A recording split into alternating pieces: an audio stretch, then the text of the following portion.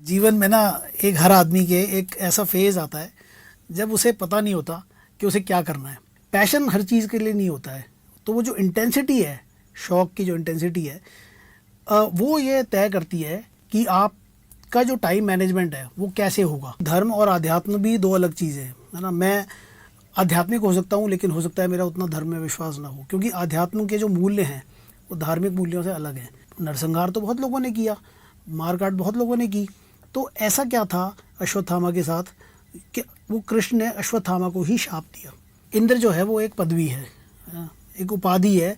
देवलोक जो है, देवताओं के राजा को, जो भी राजा बनेगा देवताओं का, वो एक इंद्र एक पोस्ट है समझ लीजिए, है ना। उस पर जो आदमी बैठ जाता है वो इंद्र कहलाता है। झूठ जो होता है ना, झूठ बड़ा रोमांचक लगता है ना। सत्य में उतना रोमांच नहीं होता, झूठ रोमांचक है। मुझे लगता है कि ये केवल एक सस्ती लोकप्रियता पाने का तरीका है, और जब एक आदमी ने प्रयोग किया, एक लेखक ने प्रयोग किया, वो सफल हो गया, क्योंकि नयापन था, लोगों को कुछ नया मिला पढ़ने के लिए। तो दूसरे आदमी ने सोचा कि भाई जब ये चल सकता है तो मैं भी चल सकता हूँ। अंग्रेज़ी के जो लेखक हैं वो इस बात का फ़ायदा उठा रहे हैं कि जो नई पीढ़ी है वो अनभिज्ञ है इन कहानियों से, कम्प्लीटली अनअवेयर। उन्हें मालूम नहीं है कि एक्चुअली शिव क्या चीज़ है। दरअसल राम का और कृष्ण का या और जो दूसरे पात्र हैं जिन पर हमारी आस्था टिकी हुई है, वो उनका दरअसल उनकी कहानी क्या है, वो क्या चीज़ है, उनको जाने बिना, उस आधार को, उस बेस को समझे बिना कहानियाँ लिखी जा रही हैं। और ये बात राइटर्स को मालूम है कि कोई लौट कर उस मूल कहानी को नहीं पढ़ेगा, तो इसलिए कुछ भी लिख लो, वो सब ठीक है। हिंदी भाषा के संवर्धन और विकास के लिए दैनिक जागरण का कार्यक्रम है हिंदी हैं हम। इसी उपक्रम के तहत दैनिक जागरण निल्सन के साथ मिलकर हिंदी बेस्टसेलर किताबों की सूची निकालता है। यह सूची हमें बताती है कि पाठक किन किताबों को पढ़ रहे हैं, किन्हें पसंद कर रहे हैं। इस सूची में कथा, कथेतर, अनुवाद और कविता श्रेणी की 10-10 किताबें होती हैं और ये सूची हर तिमाही में जारी की जाती है। इस बेस्ट सेलर सूची में जिन लेखकों की किताबें आती हैं, उन लेखकों से इस कार्यक्रम में हम आपको मिलवाते हैं। और आज एक ऐसे ही लेखक से मैं आपको मिलवाने जा रहा हूँ जिन्होंने बहुत रिसर्च के साथ पौराणिक कथाएं लिखी, और ये कथाएं काफ़ी लोकप्रिय हुई हैं पाठकों में। सिर्फ अपनी किताबें ही नहीं, उन्होंने अनुवाद में भी काम किया है और करीब 32 किताबों का अनुवाद किया है, और अनुवाद श्रेणी में भी इनकी किताब लगातार जागरण बेस्टसेलर सूची में आती रही है। तो लेखक का नाम है आशुतोष गर्ग, जो कि रेलवे में अधिकारी हैं। तो आशुतोष जी, आपका बहुत बहुत स्वागत है कार्यक्रम में। बहुत बहुत धन्यवाद नवीन जी। तो एक तो आपको और दैनिक जागरण को और हिंदी है हम के तहत जो आप ये कार्यक्रम कर रहे हैं, इसके लिए आपको बहुत बहुत धन्यवाद। आपने मुझे बुलाया, इस योग्य समझा, बहुत बहुत शुक्रिया। आपकी किताबें पाठक पढ़ रहे हैं, पाठक आपको ले रहे हैं, हम कैसे आपको छोड़ सकते हैं। लेकिन मैं आशुतोष जी के बारे में बताऊं, इनका सीवी मेरे पास था जब मैं देख रहा था कि क्या क्या किया। हालांकि मेरे मित्र हैं तो आप जानते हैं, लेकिन दोस्त की तारीफ करने के लिए कागज पे लिखना पड़ता है। एमए हिंदी, स्नातकोत्तर डिप्लोमा किया है पत्रकारिता अनुवाद में, एमबीए किया है। इनकी अपनी खुद की लिखी हुई 9 किताबें हैं और 32 से अधिक किताबें इनकी अनुवादित हो चुकी हैं, जिसमें से बहुत सारी बेस्टसेलर सूची में आ गई हैं। पहली बात ये बताइए, एमए हिंदी, फिर डिप्लोमा, फिर एमबीए, मतलब क्या हो गया, इतना क्यों पढ़ना था? थके नहीं आप पढ़ते पढ़ते? ये नवीन जी, ऐसा होता है कि जीवन में ना एक हर आदमी के एक ऐसा फेज़ आता है जब उसे पता नहीं होता कि उसे क्या करना है, कहाँ जाना है, क्या दिशा लेनी है। तो उस समय जो ठीक लगता है, जो अच्छा लगता है, जो आकर्षित करता है, उसकी तरफ व्यक्ति जो है चल पड़ता है। तो वो एक दौर होता है वो। और ये नॉर्मली केवल ऐसा नहीं है कि हम लोग समझते हैं ऐसा कि 12वीं के बाद या स्कूल के बाद जब बच्चे पास आउट होते हैं तो उस स्टेज पर ये कहानी होती है, लेकिन ऐसा नहीं है। ये जीवन के एक बहुत लंबे समय तक कंटिन्यू करती है ना, जारी रहती है, और हमें पता नहीं चलता कि हमें क्या करना है जीवन में। तो शायद ये भी एक ऐसे ही एक फ़ेज़ था जो मुझे जब जो ठीक लगा। बस मुझे ये था कि मुझे पढ़ने का शौक़ था, मैं चाहता था कि मैं खाली ना बैठूं। तो उसी श्रृंखला में ये जैसे जैसे ठीक लगता गया, जैसे जैसे रुचि होती गई, वैसे वैसे पढ़ाई होती गई, और ये चलता रहा कार्यक्रम। अब भारतीय रेलवे के साथ हैं, अधिकारी हैं, वरिष्ठ अधिकारी हैं, तो वहाँ का एक काम का दबाव अलग है। उसके साथ में पढ़ाई भी और इतना लेखन भी, तो ये जो समय का संतुलन होता है, ये समय का संतुलन कैसे बनाते हैं? जो शैक्षणिक पढ़ाई है ना, वो तो एक पीछे एक लंबा मतलब समय बीत गया उसको तो। लेकिन नौकरी के साथ जो किताबें लिखने का या अनुवाद करने का जो काम है, इसमें ये जो आपने बात कही, इसमें समय का प्रबंधन जो है ना, टाइम मैनेजमेंट, ये एक इम्पॉर्टेंट फैक्टर रहता है। और हालांकि पता नहीं, मैंने कभी ऐसा सोचा नहीं कि मैंने कुछ बहुत काम कर दिया है ना, ये आपका बड़प्पन है, आप ऐसा सोचते हैं। लेकिन मतलब आप पाएंगे कि मुझसे कम उम्र के लोग हैं जिन्होंने मेरे से और ज़्यादा काम किया है और वो काम करके चले गए। तो उस लिहाज से देखें तो ये भी देखना चाहिए कि काम जितना किया है तो उसके अनुपात में आयु कितनी निकल गई है है ना। तो वैसे अगर देखेंगे तो मुझे नहीं लगता ऐसा कोई ख़ास काम हुआ। लेकिन फिर भी जो काम किया, इसमें दो चीज़ें जो है महत्वपूर्ण रही, जो मुझे लगता है, मैं आज अगर सोचता हूँ, और आपने भी अभी सवाल किया तो वो ये कि एक तो शौक़ होता है आदमी का, और शौक़ तो बहुत सारे हो सकते हैं, बहुत सारी चीज़ें आपको पसंद आ सकती हैं ना। आप खाना बनाने में आपकी रुचि हो सकती है, फ़ोटोग्राफी में रुचि हो सकती है, लिखने में हो सकती है, घूमने में हो सकती है, तरह तरह के शौक़ होते हैं लोगों को। लेकिन एक पैशन होता है, पैशन हर चीज़ के लिए नहीं होता है। तो वो जो इंटेंसिटी है, शौक़ की जो इंटेंसिटी है, वो ये तय करती है कि आपका जो टाइम मैनेजमेंट है वो कैसे होगा, आप अपना समय कहाँ देंगे, तो कौन सी चीज़ आपको पसंद है और कौन सी चीज़ में आप अच्छे हैं। ये इनका जो एक बीच का इंटरसेक्शन पॉइंट है, वो आपको तय करता है कि ये भाई आपके लिए कौन सी दिशा ठीक है। आप बहुत सारे कामों में अच्छे हो सकते हो, लेकिन कोई काम आपको ख़ास काम होगा जो आपको पसंद आएगा। तो मैंने धीरे धीरे, मुझे भी बहुत सारी चीज़ों का शौक़ था, लेकिन धीरे धीरे मैंने पाया कि मुझे लिखना पसंद है और मैं कर लेता था। ये तो नहीं कहूँगा कि मैं बहुत अच्छा हूँ लिखने में, लेकिन ठीक ठाक काम कर लेता था। तो मैंने धीरे धीरे पाया कि अगर थोड़ा सा टाइम को अगर ठीक से मैनेज किया जाए तो ये काम किया जा सकता है। तो वो समय का प्रबंधन जो है वो भी ठीक ठाक रहा। ज़्यादा फ़ोन या रील्स वगैरह में देखने में टाइम नहीं लगाता हूँ, तो कुछ पढ़ने लिखने का काम हो जाता है। ये महत्वपूर्ण है कि समय का प्रबंधन, अगर आप सफल होना चाहते हैं तो आपको समय का प्रबंधन तो करना ही पड़ेगा। और ये मायने रखता है कि वो समय का प्रबंधन जो है किस दिशा में हो रहा है। और इसको आशुतोष जी बहुत बखूबी आप देखें कि उनके काम के दबाव के साथ जब वो किताबें कर रहे हैं, तो ये ऐसी किताबें नहीं हैं कि ये सिर्फ एक फिक्शन है, ये पौराणिक कथाएं हैं, और ऐसी कथाएं जिनके ऊपर अगर कुछ गलत हुआ तो बहुत विवाद हो सकता है। तो इसके लिए जो रिसर्च होती है वो रिसर्च बहुत ज़्यादा मेहनत के साथ होती है। तो समय प्रबंधन के बिना ये काम नहीं हो सकता। तो ये एक बड़ी अच्छी सीख मुझे लगता है कि जो हमारे युवा मित्र हैं उनके लिए आपने दी है। आपकी डिग्री, आपका काम, ये सब जो है उसको एक तरफ करें, और जो आपके लेखन का जॉनर है वो अलग है, पौराणिक कथाएं। तो पौराणिक कथाओं में रुचि शुरू से थी या ये समय के साथ डेवलप हुई? और मैं ये ऐसे पूछ रहा हूँ कि मेरे को जैसे इतिहास में रुचि नहीं थी स्कूल में। जी। मेरे को मैं जिस स्कूल में पढ़ता था, मैं केंद्रीय विद्यालय में था, तो हमारे पास ऑप्शन था कि आर्ट्स में था मैं, लेकिन हिस्ट्री एंड मैथ्स में से आपको एक चूज कर सकते हैं। तो मुझे दो बुरे में से एक बुरा चुना था, मैंने मैथ्स को चुना था। लेकिन अब मुझे हिस्ट्री अच्छी लगती है। तो मैंने देखा बहुत से लोगों की रुचि बाद में आई है। जी। तो आपके केस में भी पौराणिक कथाओं की रुचि बाद में आई है या पहले से ही है? पौराणिक कथाओं में रुचि पहले से थी। ऐसा था कि जैसे हम लोग बड़े होते हैं ना जब, तो माता पिता कहानी सुनाते हैं, तो मेरे घर में माहौल ऐसा ही था। इसी तरह की कहानियाँ मैंने ज़्यादा सुनी। मेरे फादर भी जो है वो लिखते थे और इसी ऑनर में ज़्यादा लिखते थे, तो पढ़ते भी थे, तो इसी तरह की किताबें घर में ज़्यादा देखी। तो एक तो वो माहौल रहा, और दूसरा जो है एक चीज़ मुझे और लगती है वो ये कि आप, ये बड़ा मुश्किल है कह पाना कि किसी विधा में या किसी क्षेत्र में आपकी रुचि जो विकसित होती है वो कैसे होती है। इस पर जो है इसको ठीक से बता पाना बड़ा मुश्किल है। मैं चूँकि ऐसा मानता हूँ, अगर मैं अपना भी जीवन देखता हूँ पास्ट, तो इसमें ना कुछ संस्कारों का भी योगदान होता है। अब चूँकि पौराणिक साहित्य में लिखता हूँ और वो सब पढ़ता हूँ, तो उस पर भी शायद इस वजह से भी मेरी सोच पर इसका ज़्यादा असर है। लेकिन मैं ऐसा मानता हूँ कि आदमी के जो पूर्व जन्म के संस्कार होते हैं वो भी इसमें, उनका एक बड़ा योगदान रहता है। और आपने कहीं एक यात्रा छोड़ दी अपनी, फिर जब आप वहाँ से आगे बढ़ते हैं तो वो कहीं एक ज्ञान जो है या वो जो एक विचारधारा है, वो संचित विचारधारा है, वो वहाँ से आगे बढ़ती है।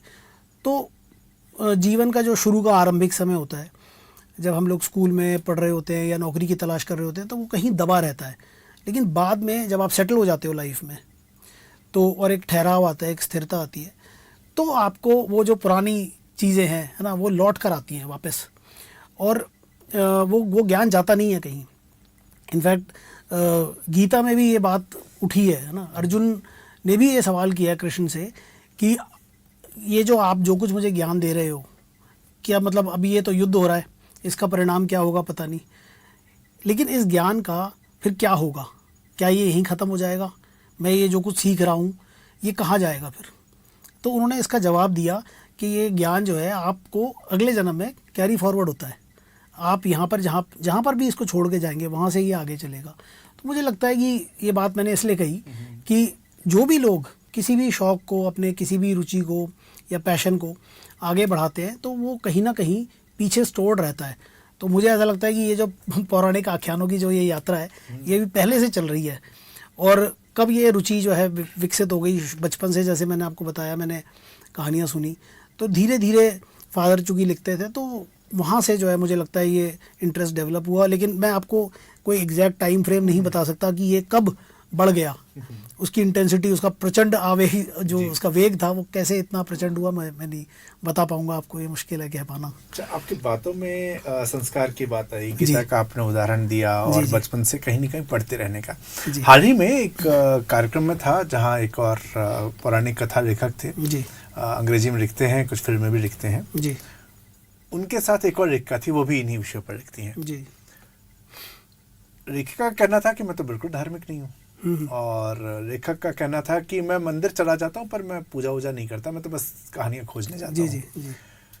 अब कई बार ऐसा होता है कि आप जो कर रहे हैं उसमें आपका विश्वास कितना है, तो क्या पौराणिक कथा लिखने के लिए धार्मिक होना ठीक है, होना चाहिए, या आपको लगता है कि नहीं ऐसा ज़रूरी नहीं है किसी कथा को, खासतौर से जब हम धर्म या पुराणों से जुड़ी कोई बात कर रहे हैं तो उसमें ज़रूरी नहीं कि हम धार्मिक ही हों। तो उसमें एक तो इस पर आपका विचार जानूंगा, और आप कैसे व्यक्ति हैं, क्या आप धार्मिक हैं? देखिए, पौराणिक आख्यान पर बात करना, लिखना और धार्मिक होना, ये दो, इनमें कुछ संबंध भी है लेकिन ये दोनों चीज़ें अलग भी हैं। धार्मिक जो शब्द है इसको अगर आप ऐसे देखते हैं कि रोज़ मंदिर जाना धार्मिक होना है तो ये ज़रूरी नहीं है, क्योंकि धर्म और आध्यात्म भी दो अलग चीज़ें हैं, है ना। मैं आध्यात्मिक हो सकता हूँ लेकिन हो सकता है मेरा उतना धर्म में विश्वास ना हो, क्योंकि आध्यात्म के जो मूल्य हैं वो धार्मिक मूल्यों से अलग हैं। तो मेरा ये कोई ज़रूरी नहीं है कि अगर पौराणिक आख्यान पर कोई आदमी बात कर रहा है तो वो ज़रूरी है कि सुबह शाम मंदिर जाता हो या जल चढ़ाता हो, पूजा पाठ करता हो, ये ज़रूरी नहीं है, मैं भी उतना नहीं करता हूँ। लेकिन एक जीवन में एक ईमानदारी होती है, वो एक, मुझे लगता है कि वो एक बेसिक मतलब मूलभूत जो है तत्व है जो आदमी को जीवन में आगे बढ़ाता है और उसको दिशा देता है। तो उन मूल्यों का पालन करना वो ज़रूरी है, और वही उसी को, क्योंकि धर्म क्या है, देखिए धर्म को भी समझने की ज़रूरत है कि धार्मिक आप किसको कहते हैं, क्या सिर्फ किसी एक पर्टिकुलर रिलीजन को मानना धर्म है? मैं तो धर्म को ड्यूटी से जोड़कर देखता हूँ, और धर्म मेरे लिए जो है वो कर्तव्य का पालन है। जो आप और हम यहाँ बैठे हैं, आप अपना काम कर रहे हैं, आप अपनी ड्यूटी पूरी कर रहे हैं, मैं अपना काम कर रहा हूँ, अगर हम अपने अपने दायित्व को ठीक से निभा रहे हैं तो हम धार्मिक हैं। आप पूजा पाठ करते हुए अगर आप अपने जीवन में अगर आप अपने कर्तव्यों के प्रति अगर आप ईमानदार नहीं हैं तो ऐसे धार्मिकता का कोई लाभ नहीं है। और जहाँ तक जो आपने अभी वो उस सेशन की बात करी, तो देखिए ऐसा है कि उसमें ये है कि अगर कोई आदमी ये कहता है कि भाई मैं तो ज़्यादा धार्मिक नहीं हूँ या मेरा इन मूल्यों में ज़्यादा विश्वास नहीं है, तो फिर जब वो कहानी कहता है अपनी या इस तरह की किताबें लिखता है तो कहीं ना कहीं उसमें कोई असत्य का पुट या कोई कल्पना का पुट ज़रूर आ जाएगा। मतलब उसकी जो आधारशिला होगी उन किताबों की, उन आख्यानों, ऐसा मैं मानता हूँ, उनमें कहीं ना कहीं कोई दरार ज़रूर होगी। जब तक आपका इन मूल्यों में विश्वास नहीं है तब तक इन आख्यानों को आगे बढ़ाना वो सिर्फ कोरी कल्पना है मेरे हिसाब से। मैं इससे जुड़ा एक सवाल जी। और आपसे पूछूंगा, लेकिन उससे पहले मैं आपकी किताबों पे आता हूँ और फिर मैं वापस इस सवाल पे मैं एक बार दोबारा आऊँगा, जी, जो जी, हमने जी। असत्य और कोरी कल्पना की बात की, क्योंकि मैंने जी। कई किताबें इस दौर में जी। पढ़ी हैं जी, जी। और पढ़ के जो मेरा अपना अनुभव है मैं उससे आपसे शेयर करके आपसे उसका अनुभव मांगूंगा। लेकिन जब सत्यता की आपने बात की, सत्यता पौराणिक कथा, अब किसी ने भगवान को नहीं देखा, हम जी। श्रुति में रहा है, जी, ये हम जी, सुनते बिल्कुल। रहे हैं, कथाएं हमारे साथ ईश्वर की चलती रही हैं और उसमें जी। विभिन्न कथाएं आई हैं। तो आपने जो कहा उससे मुझे एक तो ये सहमति होती है कि हाँ, धार्मिक होना आवश्यक नहीं, क्योंकि आप विभिन्न पक्ष फिर देख सकते हैं। जी, जी, जी। ये एक अच्छी बात है। लेकिन जब रिसर्च की बात की जाए, जब मैं नए लेखकों को पढ़ रहा हूँ, उसमें कई जगह पर मुझे लगता है कि विकिपीडिया से कुछ उठाया और एक कहानी बन गई। जी। पर हम उस पर बाद में बात करेंगे। मैं उस पर पूरा प्रश्न अलग से पूछूंगा, मैं सिर्फ वो रेफरेंस अभी आपके रिसर्च को समझने के लिए कर रहा हूँ। जी, जी। दूसरा, पात्र जो है, अगर हम रामायण काल की, आपकी कहानी अश्वत्थामा की है, जी। तो अश्वत्थामा की कहानी के अंदर राम नहीं नजर आते मुझे, उसके अंदर महाभारत ही नजर आती है, जी, जी, महाभारत के जी। पात्र ही नजर आते जी, हैं। जी। ये पात्र उस रूप में दिखाए जाएं जिन पात्रों को हमने पढ़ा, हमने वेदव्यास की दृष्टि से जी। पढ़ा, हमने जी, जी। कृष्ण के कथा को पढ़ा, जी। कभी कभी दुर्योधन के भी आते हैं, आपने अश्वत्थामा की दृष्टि से उसको प्रेजेंट किया है। तो ये जो सारा का सारा कथानक लिखा जाता है, और चूंकि जैसा मैंने शुरू में कहा था कि जरा भी गलत होने पर विवाद होने की संभावना बहुत ज़्यादा बढ़ जी, जाती जी। है। ये रिसर्च का आपका तरीका क्या है? आप क्या पढ़ते हैं जिसके आधार पर आप इन सभी पौराणिक पात्रों के बारे में जानकारी निकालते जी। हैं और उसके बाद फिर अपनी जी, कथा जी। को लिखते हैं? मैंने कभी भी अपनी किताबों को लिखने के लिए दूसरे लेखकों की किताबों की सहायता नहीं ली। मैंने हमेशा जो है मूल ग्रंथ पढ़े। और अगर मुझे मान लीजिए, जैसे आपने अश्वत्थामा की बात की, तो अश्वत्थामा जो है वो महाभारत काल का योद्धा है, तो उसके लिए मुझे महाभारत की जानकारी पूरी होनी चाहिए, तभी मैं उस पात्र के साथ, उसकी कहानी के साथ न्याय कर सकता हूँ लिखते वक्त। तो मैंने महाभारत पर, आपको सीरियल आप देख सकते हैं, है ना, हमने देखा है सबने, और वहाँ से हमारे अंदर रुचि पैदा हुई। लेकिन जब आप किताब लिखने की बात करेंगे अगर, तो किताब लिखने के लिए सीरियल वाली जो जानकारी है वो काम नहीं आएगी आपके, क्योंकि सीरियल बनता है या कोई वेब सीरीज़ बनती है तो उसमें कुछ मसाला भी चाहिए, है ना, उसको लोकप्रिय बनाने के लिए। तो हम उस मसाले पर निर्भर नहीं करते। मैं कम से कम अगर मैं अपनी बात करूं तो मैं मूल ग्रंथ पढ़ता हूं। मुझे दुख है इस बात का कि मुझे संस्कृत नहीं आती। मैंने मतलब जब मुझे लेनी चाहिए थी तब नहीं ली मैंने। अब आज दुख होता है इसका, पढ़नी चाहिए संस्कृत। मैं इसमें एक बात कहूँ, आप जब इतनी पढ़ाई कर ही रहे हैं ना, तो दिल्ली में सेंट्रल संस्कृत यूनिवर्सिटी है, पहले केंद्रीय संस्कृत विद्यापीठ के नाम से था, जनकपुर में, वो एक कोर्स करवाते हैं। आप जब इतना पढ़ते ही आप कर डालिए उसको। नहीं, मैंने सोचा था, और कोई बड़ी बात नहीं है कि अगली बार कभी आपसे बात हो तो आपको पता चले कि ये कोर्स पूरा हो गया संस्कृत का, है ना। तो मेरी बड़ी इच्छा है। उसका कारण है कि मूल ग्रंथ जो है वो सब संस्कृत में है, और जिन लोगों को संस्कृत नहीं आती उन्हें अनुवाद से काम चलाना पड़ता है। तो चाहे वो आप अगर आप अंग्रेज़ी में लिख रहे हैं तो अंग्रेज़ी अनुवाद पढ़ना है, हिंदी में लिख रहे हैं तो हिंदी अनुवाद पढ़ना है। मैं चूँकि हिंदी में लिखता हूँ तो गीता प्रेस गोरखपुर के जो अनुवाद हैं वो मुझे काफ़ी सटीक और अच्छे मालूम पड़ते हैं। और इतनी संख्या में किसी और संस्था ने इन ग्रंथों के अनुवाद की कोई व्यवस्था की भी नहीं है, तो हमें इन्हीं पर निर्भर रहना है। अब उनमें कितनी सच्चाई है इस पर नहीं जाएंगे, क्योंकि आपको कहीं ना कहीं तो रुकना पड़ेगा, किसी ना किसी चीज़ को तो आपको सच मानना पड़ेगा। तो अब सब लोग तो उस पर भी सवाल उठाते हैं कि अब इनकी क्या सत्यता है। तो अब ऐसे तो आप फिर कोई कभी ना रुकने वाला प्रोसेस है। तो हम अगर ये मान लें कि जो अनुवाद हमें उस मूल ग्रंथों के मिल रहे हैं, तो मैं उन्हीं से काम चलाता हूँ, उन्हीं को पढ़ता हूँ और उनको ठीक से पढ़ता हूँ, और उसको निष्पक्ष रूप से पढ़ना चाहिए। मैं जो आपने मेरा जो आपने रिसर्च का, शोध का जो प्रोसेस पूछा, उसकी बता रहा हूँ बात, कि मैं उन ग्रंथों को पढ़कर और फिर कहानी को समझता हूँ, और जिस पात्र पर लिखना है या जिस घटना को लिखना है उसे हमें बहुत ही निष्पक्ष रूप से एक जगह तटस्थ होकर देखना चाहिए।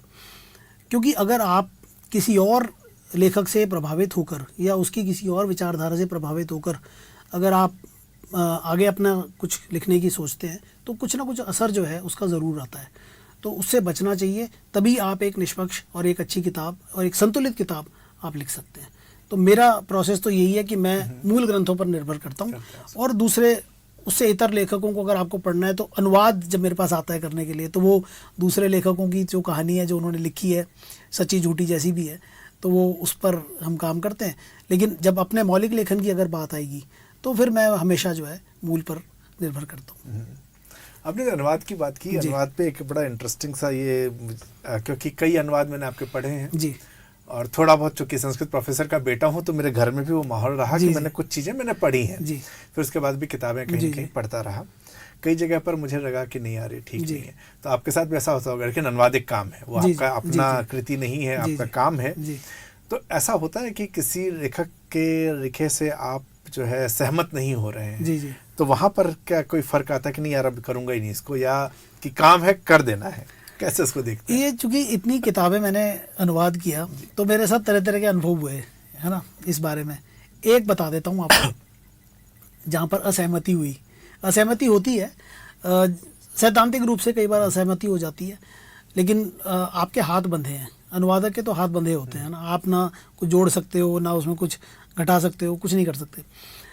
तो वहाँ पर जो है आपको वो एक समझौता है जो करना पड़ता है। लेकिन एक किताब थी, मैं नाम नहीं लूँगा, है ना, लेकिन उसमें ना पात्रों के नाम गलत थे, जो मूल पात्र थे उनके नाम गलत थे।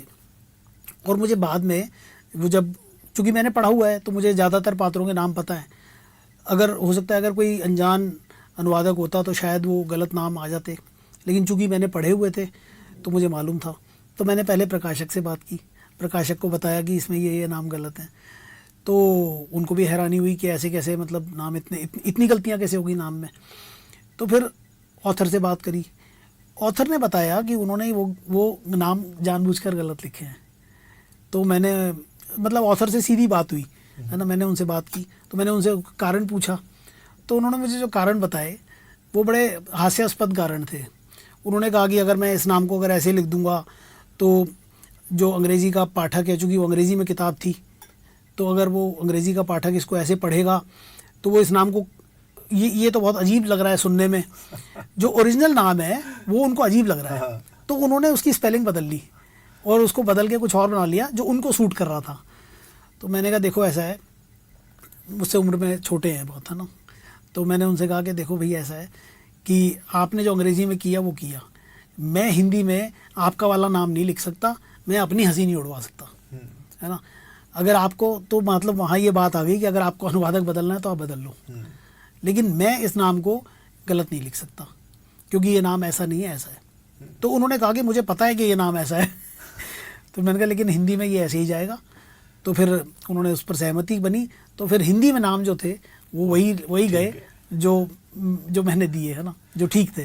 तो इस तरह की असहमतियाँ हो जाती हैं, और लेकिन काम नहीं रुकता, काम चलता रहता है और उसको रिजॉल्व करना है, मतलब है ना, कि जैसे भी उसका सोल्यूशन निकले, बीच का रास्ता, है ना, मध्यम मार्ग करना पड़ेगा जी, उसको निकालना। देखिए भरोसे की भाषा हिंदी है, मैं आपको अभी भी कह रहा हूँ कि भरोसा हिंदी पर करना पड़ेगा, और खासतौर से जब भारतीय संस्कृति की बात हो। जी, आपकी सबसे पहले जब मैं आशुतोष जी से परिचित हुआ था, ये व्यक्तिगत परिचय बाद में हुआ, किताब से पहले परिचय हुआ, और ये हमेशा अच्छा होता है कि लेखक की किताब से पहले परिचय हो, बाद में लेखक से परिचय हो, और वो किताब थी अश्वत्थामा।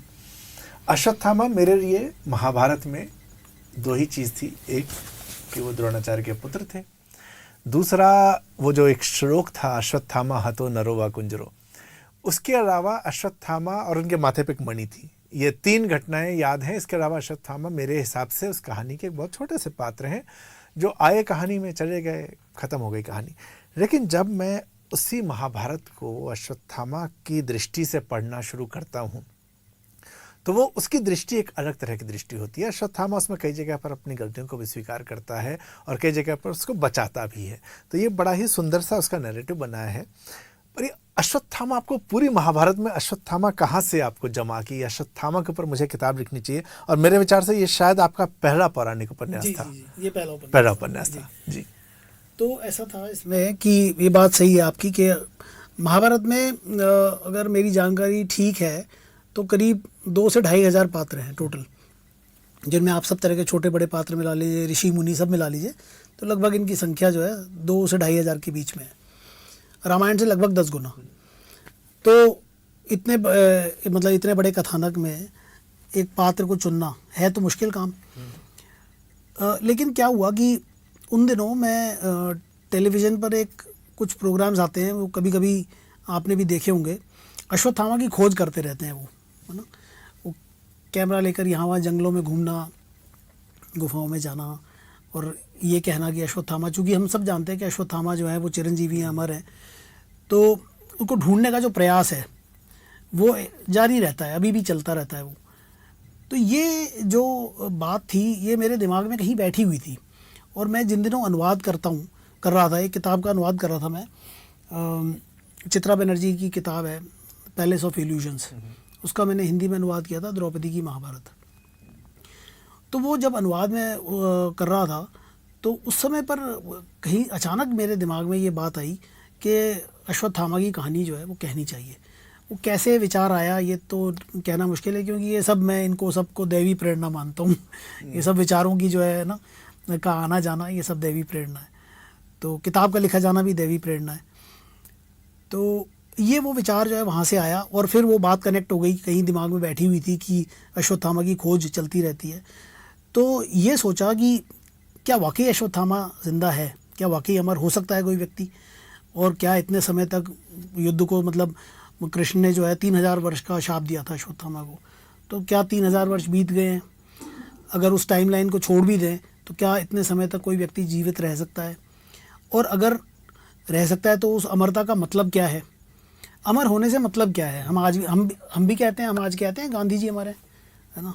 तो क्या वाकई वो अमर हैं तो नहीं, पार्थिव रूप में तो नहीं है, लेकिन उनका विचार है, एक विचार है। गांधी हैं या जो भी और बड़े लोग हैं जिनके विचारों को हम मानते हैं, तो उनके दरअसल वो विचार अमर होते हैं। तो मेरे दिमाग में ये बात चलने लगी कि क्या अश्वत्थामा के साथ भी ऐसा ही है कि कोई ऐसी बात है जिसकी वजह से वो विचार अमर है, वो एक विचार है, अश्वत्थामा एक विचार है। तो वो इस विचार को लेकर जो है कहानी आगे बढ़ी और फिर ये सोचा कि क्यों हो सकता है, क्यों रहा होगा, इतना लंबा शाप क्यों दिया, इतने सारे लोग युद्ध में लड़े, नरसंहार तो बहुत लोगों ने किया, मारकाट बहुत लोगों ने की, तो ऐसा क्या था अश्वत्थामा के साथ कि वो कृष्ण ने अश्वत्थामा को ही शाप दिया इतना लंबा। और इतना लंबा क्यों दिया होगा? जीने के लिए तो, घायल अवस्था में जीने के लिए तो 150 साल ही बहुत हैं, तो 3000 साल, तो कोई तो कारण रहा होगा। तो बस ये सारी बातें जो है दिमाग में चलती रही और फिर धीरे धीरे लिखना शुरू किया। तो जब आप लिखना शुरू करते हैं तो कुछ गुत्थियाँ हैं जो अपने आप खुलने लगती हैं, जो आप शुरुआत में शायद उतना स्पष्ट नहीं होती हैं आदमी को, लेकिन जब वो लिखने लगता है तो वो गांठें जो है धीरे धीरे और खुलने लगती हैं, उसमें और क्लैरिटी आती है और स्पष्टता आती है। तो वो कहानी स्पष्ट होती गई और फिर बाद में इस तरह से जो है वो उपन्यास विकसित हुआ। ये बहुत ही शानदार उपन्यास है। अगर आप पढ़ेंगे इसका फ्लो जो है वो एकदम, महाभारत की कथा आपको पता भी होगी तो भी इसको पढ़ते हुए आपको एकदम आनंद आएगा। एक नया रूप, एक नए कैरेक्टर के पॉइंट ऑफ व्यू से देखने को मिलता है और उसको आशुतोष जी ने यहाँ पे बहुत ही सुंदरता से दिखाया है। एक और किताब है बड़ी शानदार जो मैंने इनकी पढ़ी, इंद्र। इंद्र आपके हिसाब से कौन है? मेरे हिसाब से एक नोटोरियस देवता है जो हमेशा कुछ न कुछ समस्या खड़ी करते हैं और उसके बाद विष्णु जी, शिव, ब्रह्मा इन सबसे मदद मांगते हैं। हमेशा कोई न कोई उनके यहाँ समस्या होती है, जबकि उनका जो बाकी देवता उनके इसमें है, जिसमें वरुण देव भी हैं, ये सभी लोग अपना अपना काम कर रहे हैं, सिर्फ इंद्र जो है बदमाशियाँ करते रहते हैं। तो ये मेरी अपनी धारणा उनको लेके बनी है जितना भी मैंने पढ़ा है। अब जब एक किताब आई तो किताब आके मैं पहले मुझे लगा किताब में गलती है, क्योंकि उसमें लिखा हुआ था कि इंद्र जो है वो कोई व्यक्ति नहीं है, इंद्र एक उपाधि है। जब मैंने पढ़ना शुरू किया तो ये मेरे लिए एकदम नई सूचना थी और ये सूचना बहुत सारे लोगों के लिए नई होगी। मैंने जब भी लोगों से पूछा मुझे लगा शायद मुझे ही नहीं पता, लेकिन बहुत सारे लोगों को ये बात नहीं पता थी। तो इंद्र एक उपाधि है। इंद्र वाली किताब जो है ये खोज आपकी भी, मतलब बचपन में कहीं सुना था या आपकी भी पढ़ते पढ़ते कहीं ये खोज हुई कि इंद्र एक उपाधि है और उसके बाद किस तरह से होते हैं?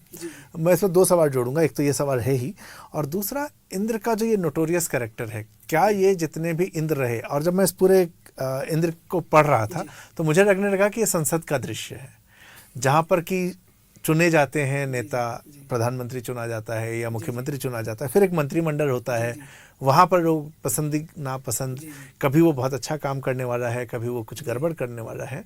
तो इंद्र जो इनसे पहले रहे हैं और इंद्र जो अभी हैं या आगे होंगे, उनका तो हम नहीं कहते, लेकिन जो रहे हैं, क्या ये सब एक ही जैसे रहे नोटोरियस, या इन सब में कुछ परिवर्तन रहा है?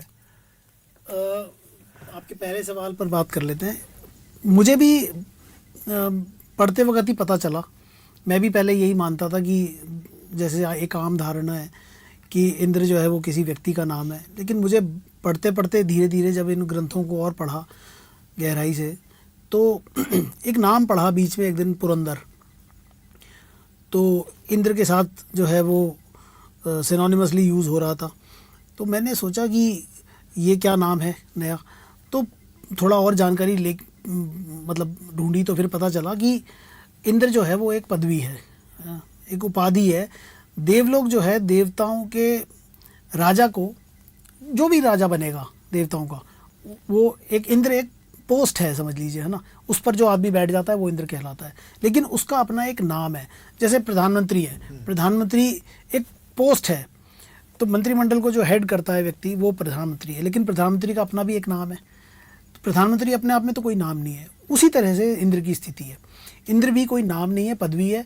उस पदवी को धारण करने वाला या उस सिंहासन पर बैठने वाला जो व्यक्ति है वो इंद्र कहलाता है, लेकिन उसका अपना एक अलग जीवन है, अपना एक अलग नाम है, अपना परिवार है। तो ये इंद्र की स्थिति थी। और जो आपने शरारती तत्व वाली बात अभी कही, तो ऐसा है कि इसका एक टाइम पीरियड होता है जिसको हम मनवंतर कहते हैं। तो एक मनवंतर में एक इंद्र रहता है। मनवंतर जो है वो एक बहुत लंबा टाइम पीरियड है। अगर आपको बताऊं तो ये जो हमारे 4 युग हैं, चतुर्युग जिसको हम कहते हैं ना, सतयुग, फिर उसके बाद त्रेता, फिर द्वापर और कलयुग, तो ये एक जो इसका एक सेट है, ये चतुर्युग कहलाता है। ऐसी 71 साइकिल्स जब कंप्लीट हो जाती हैं, 71 चतुर्युग जब पूरे हो जाते हैं, मतलब बहुत लंबा समय कालखंड हो जाता है, तो ये जो है मिलकर एक मनवंतर बनता है। एक मनु का पीरियड है ये। तो इस एक मनवंतर में एक इंद्र होता है, और जब ये मनवंतर पूरा हो जाता है तो उसके साथ जो है उसका मंत्रिमंडल भी है, उसके और दूसरे देवता हैं, यहाँ तक कि सप्तऋषि भी हैं, वो भी बदलते हैं, वो सब बदल जाते हैं। ये पूरा मतलब कि ये पूरी सृष्टि जो है ख़त्म हो जाती है। उसके बाद एक नया चक्र फिर शुरू होता है, फिर एक नए इंद्र का चुनाव होता है, उसके साथ नए देवता आते हैं। तो ये तो इस तरीके से क्रम चलता है। लेकिन जो चुनाव जी, है, जैसे हम लोकतंत्र में आज देखें, चुनाव तो चुनने के साथ जी हो रहा है। जी। तो ये चुना जा रहा है या एक पीरियड है कि पीरियड ओवर हो और अब आप हट गए, नया चुना जाएगा, या ये मृत्यु होने के बाद? नहीं, ये चुना जाता है, पीरियड नहीं, वो खत्म हो जाता है, वो उसकी एग्जिस्टेंस खत्म हो जाती है। एक नया व्यक्ति जो है वो उस पोस्ट पर विराजमान हो जाता है। कौन चुनेगा इसको? इसको ब्रह्मा जी का इसका चुनाव करते हैं, और उसके लिए कुछ कंडीशंस हैं कि भाई उसके लिए 100 अश्वमेध यज्ञ होने चाहिए, है ना, और भी बहुत कई तरह की चीज़ें हैं, अनेक तरह के गुण हैं जो होने चाहिए। उसके बाद जो है उसका चयन होता है, और उसी चूँकि 100 वो अश्वमेध यज्ञ करता है, तो इसीलिए उसका एक नाम जो है वो शतक्रतु भी है इंद्र का। तो जो भी, लेकिन कोई ऐसा व्यक्ति नहीं हो सकता जिसने 100 अश्वमेध यज्ञ नहीं किए। ऐसा कोई व्यक्ति जो है उस पद पर नहीं बैठ सकता। तो ऐसे इस तरह की कई कंडीशंस हैं उसकी। तो इस तरह से उसका चयन होता है। और इंद्र के पद की एक खास बात ये बताई जाती है कि मतलब वहाँ पर बैठने के बाद या तो वो अहंकार से ग्रस्त हो जाता है। अब चूँकि देवलोक का राजा है, तमाम तरह की शक्तियाँ हैं, तो एक अहंकार के साथ एक मतलब उसके अंदर एक शरारत जो है वो आ ही जाती है। एक बहुत अच्छा उदाहरण मुझे लगता है कि उस कुर्सी में कोई ऐसी खास बात है ना, ऐसा हो सकता है, इस बात की संभावना, ये कहीं एक्सप्लिसिटली लिखा हुआ नहीं है स्पष्ट तौर पर, लेकिन हमारा सिर्फ अनुमान है ऐसा कि उसमें उस कुर्सी में कोई ऐसी बात है। क्योंकि बीच में एक पीरियड आता है, आपने नाम सुना होगा नहुष का आपने नाम सुना होगा। तो नहुष जो है, नहुष ने भी कुछ समय के लिए इंद्र पद ग्रहण किया है। जो अभी जो मौजूदा इंद्र हैं उनका नाम पुरंदर है। तो पुरंदर पर ब्रह्म हत्या का जब पाप लगता है, वृत्रासुर का जब वो वध करते हैं, तो उन पर ब्रह्म हत्या का पाप लगता है। तो वो उस पाप के बाद उनको वहाँ से हटना पड़ता है कुछ समय के लिए, तो वो पद खाली हो जाता है।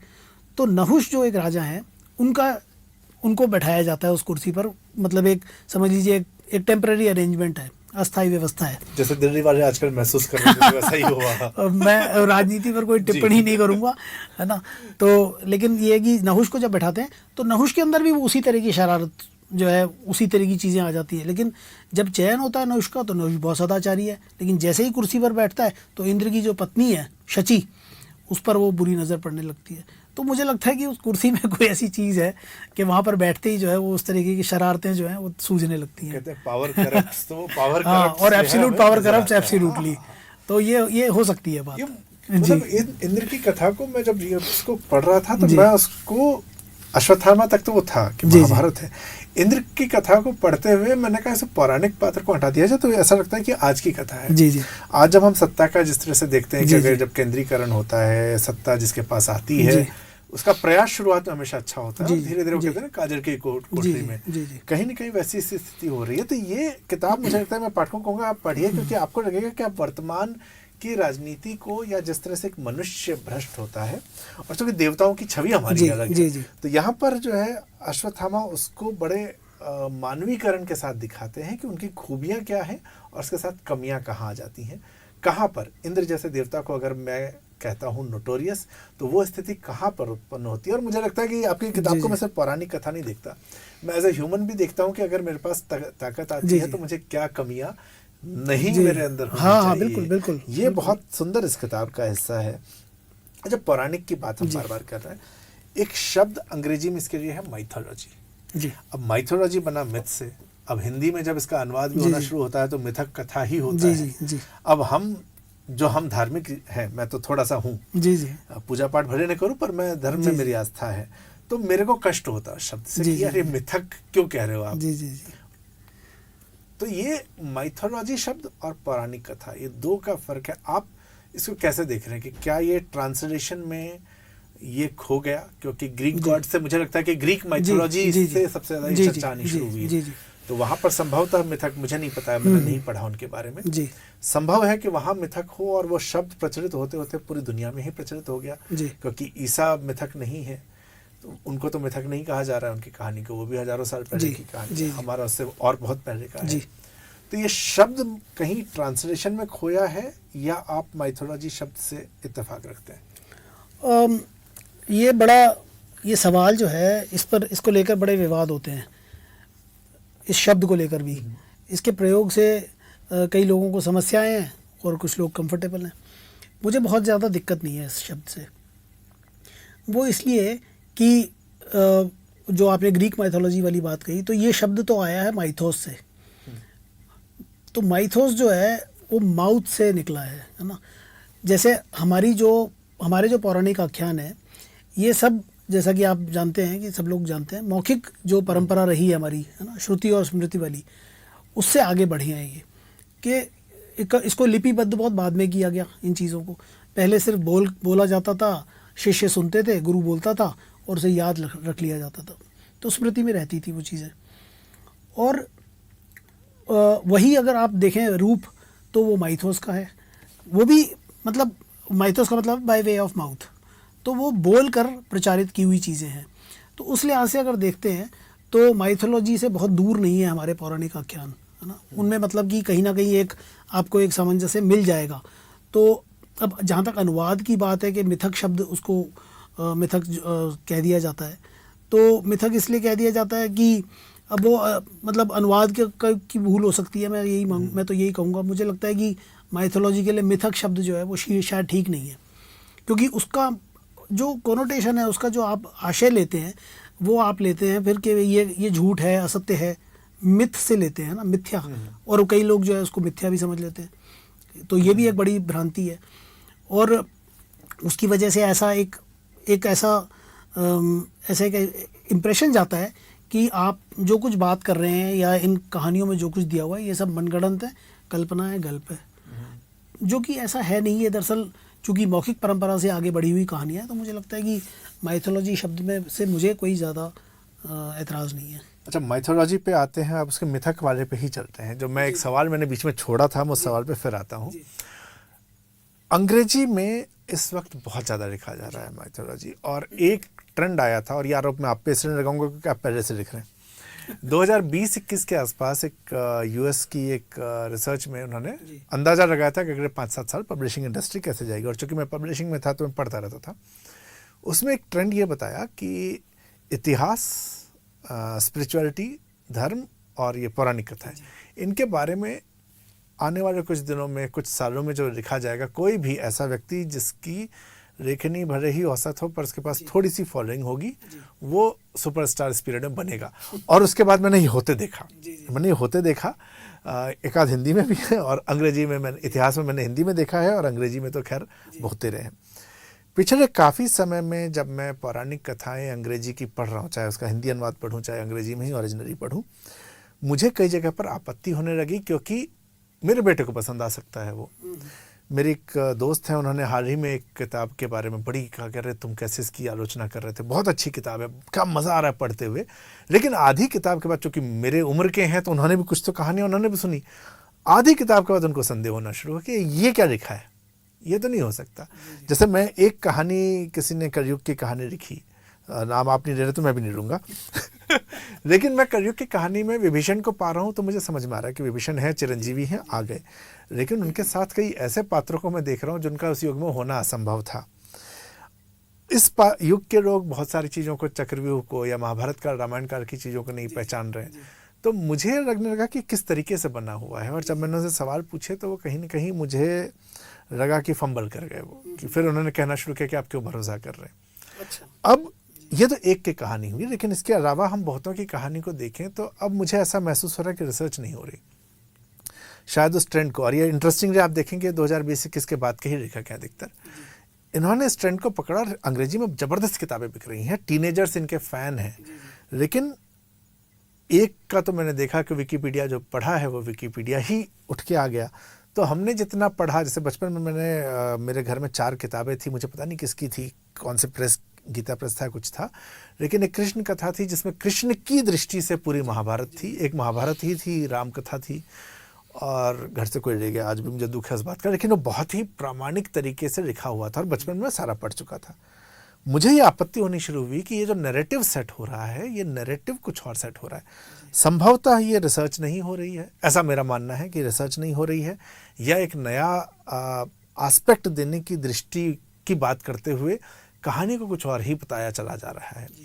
ये जो पौराणिक कथाओं में इस समय सारा नैरेटिव नए तरीके से, पात्रों को नए रूप में प्रस्तुत करना, अब शिव पैंट शर्ट पहन के आ जा रहे हैं। अब मैं कुछ हद तक फिक्शनलाइज कर लूँगा, लेकिन एक समय के बाद शिव के पात्र से, शिव को मैं जिस तरीके से जानता हूँ, मैं उस पात्र से नहीं मैच कर पा रहा। विष्णु को मैं उस तरीके से नहीं देख पा रहा। मैं कल्कि अवतार की, आपकी कल्कि अवतार पढ़ता हूँ तो यहाँ पर कुछ और होता है, लेकिन जब कोई और पढ़ता हूँ तो वहाँ पर उसको कुछ और ही बना दिया। ऐसा लगता है कि किसी लॉर्ड ऑफ रिंग्स का या मार्वल की किसी कहानी का, मार्वल में एक समय में हुआ था कि, और ये सवाल लंबा है, मैं इसके लिए माफ़ी चाहता हूँ, लेकिन ये मेरे मन में काफ़ी समय से ये सवाल था और मुझे ये था कि जिस दिन आपसे मैं मिलूंगा मैं ये सवाल आप ही से पूछूंगा। जी, मार्वल में क्या हुआ था कि मार्वल में पहले स्पाइडरमैन आया, सुपरमैन आया, आयरन मैन अलग आया, कैप्टन अमेरिका अलग आया, थोर अलग आया। फिर एक दिन हम देखते हैं कि कैप्टन अमेरिका आयरन मैन की मदद करने पहुंच गया है, फिर एक दिन उसमें थोर भी पहुंच गया। तो ये अगर मैं उसको हमारे पौराणिक कथाओं से देखूं तो सारे पात्र अलग युगों के हैं। यहाँ पर ऐसा युगों का मिक्सचर होना शुरू हुआ कि वो मिक्सचर नमकीन बन गया। सुनने में जिसको नहीं पता उसको फिल्मों की तरह कहानी नज़र आती है, उसको मज़ा आ रहा है। लेकिन मेरी चिंता ये है कि जो हमारी पौराणिक कथाएं हैं वो इसमें कहीं विलुप्त होती जा रही हैं। तो क्या आपको ये भय, आपको भी दिखता है कि ये विलुप्त हो जाएगा, और साथ ही साथ आप इस पूरे परिदृश्य को कैसे देख रहे हैं? ये आपने बड़ा अच्छा और बहुत ज़रूरी सवाल है, इस पर बात होना बहुत ज़रूरी है। तो देखिए, ऐसा है कि कुछ चीज़ें तो आपने सवाल के जवाब में ही खुद ही कह दी। एक तो पहले तो हमको ये देखना चाहिए कि ये क्यों हो रहा है ऐसा, इसके पीछे कारण क्या है। तो एक तो ये कि ज़्यादातर आप पाएंगे कि जैसा आपने खुद भी कहा कि जो अंग्रेज़ी के लेखक हैं, अंग्रेज़ी में जो लिख रहे हैं, उनके साथ ये चीज़ ज़्यादा है। हिंदी में तो एक तो हिंदी में लिखने वाले लोग ही बहुत कम हैं। आपको मतलब इक्का दुक्का कोई गिना चुना मैं लिख रहा हूँ और मेरे अलावा कुछ एक आध और नाम होंगे, बहुत ज़्यादा नहीं है ना। तो आपको बहुत कम मिलेंगे लोग जो मूल रूप से लिख रहे हैं, अनुवाद कर रहे हैं लोग, लेकिन मौलिक लेखन जो है वो बहुत कम हो रहा है हिंदी में। अंग्रेज़ी में क्या है कि जो अंग्रेजी में जो लोग लिख रहे हैं वो मुझे जो लगता है, एक तो जो आपने बात कही नएपन की, कुछ नया लेकर आना। तो जैसे एक व्यक्ति ने कोई किताब लिखी, एक एक्सपेरिमेंट किया, एक प्रयोग किया कि भाई मैं शिव को पैंट शर्ट पहना दूं, या मैं किसी का भी नाम विष्णु रख दूं, किसी को भी शिव कह दूं, किसी भी रूप में प्रस्तुत कर दूं, किसी भी रूप में ले आऊं। तो वो एक प्रयोग करके देखा, और चूंकि उसमें देखिए कोई भी नई चीज़ आती है, जब बाज़ार में भी कोई नई चीज़ आती है तो आदमी उसकी तरफ भागता है। iPhone 16 का आप देख लीजिए कैसे मतलब लोग कर रहे हैं ना, कोई नई घड़ी आती है, नए कपड़े आते हैं, कुछ भी नई चीज़ आती है तो उसके पीछे लोग दौड़ते हैं। तो ये तो एक सहज मानव प्रवृत्ति है, आप समझ लीजिए कि एक नए के लिए एक आकर्षण होता है। लेकिन वो आकर्षण जो है वो एक तो बहुत दिनों तक नहीं रुकता, इस पर आऊँगा बाद में। लेकिन ये एक तो ये नयापन है जो लोगों को आकर्षित कर रहा है, और ये कौन से लोगों को आकर्षित कर रहा है ये देखना ज़रूरी है। इसमें नई पीढ़ी क्यों शामिल है? नई पीढ़ी इसलिए शामिल है कि उनको वो एक थ्रिल मिल रहा है उस नएपन में, वो कुछ नया पढ़ना चाहते हैं। दूसरा ये कि जैसे ही आप उनको ये कहेंगे कि भाई तुम्हें अगर राम की, शिव की या विष्णु की या किसी की भी कल्कि की कहानी पढ़नी है तो आप ये फलाना ग्रंथ पढ़िए या ये मूल पुस्तक पढ़िए।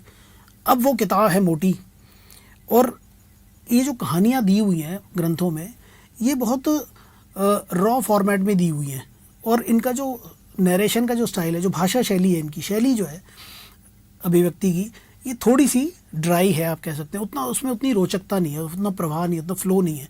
एक बेसिक एक रॉ स्टोरी दी हुई है केवल, तो उसको पढ़ने में बहुत मज़ा नहीं आता। उसका लाभ उठाया जा रहा है अब ये कि उसमें एक नयापन डालकर, मिर्च मसाला लगा के कहानी को। देखिए एक चीज़ है पर्सपेक्टिव, दृष्टिकोण, है ना। एक पात्र है कहानी का, उसे आप देख रहे हैं, ठीक है, उसे मैं देख रहा हूँ, मैं कुछ और बता रहा हूँ, कहानी वही है।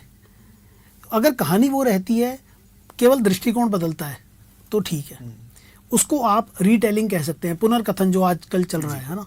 लेकिन पुनर्कथन के नाम पर जो हो रहा है वो पुनर्कथन नहीं है, आप पूरी कहानी ही बदल रहे हैं। आपने पूरी कहानी बदल दी। अब होगा क्या कि, और ये सब कुछ नहीं हो रहा है, ये सिर्फ सस्ती लोकप्रियता के लिए हो रहा है, चीप पॉपुलैरिटी है ये, और ये क्षणिक है। क्षणिक क्यों कह रहा हूँ? क्षणिक इसलिए है कि इतना लंबा जो साहित्य का इतिहास मान लीजिए, मानव सभ्यता का इतिहास मान लीजिए, संस्कृति का इतिहास मान लीजिए, उसमें इन किताबों की लाइफ का जो अवधि है, शेल्फ लाइफ जो है, वो क्षणिक ही है। पानी की सतह पर तैरते बुलबुले से ज़्यादा कुछ नहीं है, आई और गई। तो इस बीच में उस थ्रिल को पैदा करके, उस रोमांच को पैदा करके, जितनी भी देखिए झूठ जो होता है ना, झूठ बड़ा रोमांचक लगता है ना, सत्य में उतना रोमांच नहीं होता, झूठ रोमांचक है। तो ये जो झूठ परोसा जा रहा है, जो गलत तरह से कहानियों को परोसा जा रहा है, ये इसकी लाइफ ज़्यादा नहीं है, इसलिए मैं वैसे इस पर कोई ख़तरा नहीं देखता। और थोड़ा सा अभी बोलूँगा इस पर, खतरे पर भी।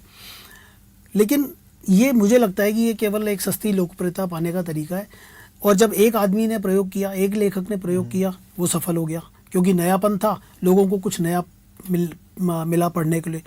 तो दूसरे आदमी ने सोचा कि भाई जब ये चल सकता है तो मैं भी चल सकता हूँ। इसने कोई पढ़ाई तो की नहीं, मूल ग्रंथ नहीं पढ़ रहे हैं लोग, और इसका फ़ायदा नई पीढ़ी के पाठक इसलिए आकर्षित हो रहे हैं क्योंकि उन लोगों को कहानियाँ मूल पता नहीं है, वो भी नहीं पढ़ रहे हैं, और इसका फ़ायदा उठा रहा है जो लेखक है। आज अंग्रेज़ी के जो लेखक हैं वो इस बात का फ़ायदा उठा रहे हैं कि जो नई पीढ़ी है वो अनभिज्ञ है इन कहानियों से, कम्प्लीटली अनअवेयर। उन्हें मालूम नहीं है कि एक्चुअली शिव क्या चीज़ है। दरअसल राम का और कृष्ण का या और जो दूसरे पात्र हैं जिन पर हमारी आस्था टिकी हुई है, वो उनका दरअसल उनकी कहानी क्या है, वो क्या चीज़ है, उनको जाने बिना, उस आधार को, उस बेस को समझे बिना कहानियाँ लिखी जा रही हैं। और ये बात राइटर्स को मालूम है कि कोई लौट कर उस मूल कहानी को नहीं पढ़ेगा, तो इसलिए कुछ भी लिख लो, वो सब ठीक है, वो कन्फ्यूजन क्रिएट होता चला जाएगा। इसका नुकसान अभी फ़िलहाल आने वाली पीढ़ी को हो रहा है, लेकिन आगे चलकर इसका नुकसान इन्हीं राइटर्स को होगा जो लिख रहे हैं। अब वो कैसे? वो ऐसे कि आज जो नई पीढ़ी है वो भ्रमित हो रही है। अब आपने एक शिव पर किताब पढ़ी, मैंने एक कुछ और नया पढ़ा, मेरे बच्चों ने कुछ और पढ़ा, जैसे आप कह रहे हैं आपके बच्चे पढ़ रहे हैं, मेरे भी बच्चे पढ़ रहे हैं।